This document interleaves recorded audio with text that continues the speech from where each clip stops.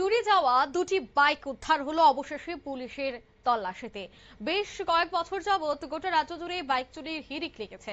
তার মধ্যেই এবার মহারাজগঞ্জ বাজার টাউন পুলিশ বাড়ির বিশেষ অভিযান শুরু হয়, আর সেখানে চুরি যাওয়া দুটি বাইক উদ্ধার করতে সক্ষম হয় পুলিশ, যাদের প্রচেষ্টায় TR01AQ8450 এবং TR01AK9106 নম্বরের এই দুটি বাইক উদ্ধার করা হয়।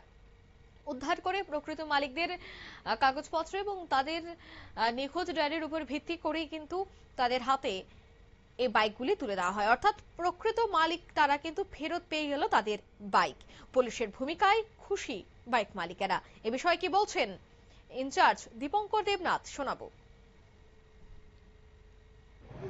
আমাদের কাছে একটা কেস হয় যে দুটো বাইক চুরি হয়েছিল আমাদের এরিয়াতেই।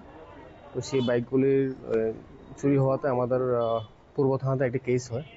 সেই কেসের ইনভেস্টিগেশন করি আমি, এবং ইনভেস্টিগেশন করে একটি পালসার 220 বাইক এবং একটি গ্ল্যামার বাইক উদ্ধার করি।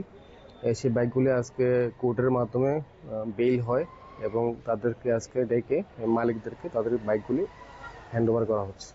কোথা থেকে চুরি হয়েছিল এবং কতদিন সময় লেগেছে উদ্ধার করতে? এটা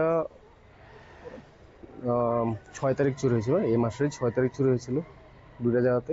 একটা হয়েছিল আপনারা শুনলেন 6 তারিখ চুরি হয়েছিল, কিন্তু আচ্ছা অভিযান চালিয়ে এই দুটি বাইককে পুলিশ উদ্ধার করতে সক্ষম হয়েছে, যদিও এখনো পর্যন্ত কাউকে গ্রেফতার করা কিন্তু হয়নি। অর্থাৎ কারা এই বাইকটি নিয়ে গিয়েছিল সে বিষয়টা নিয়ে কিন্তু এখনই পুলিশ কিছু বলছে না।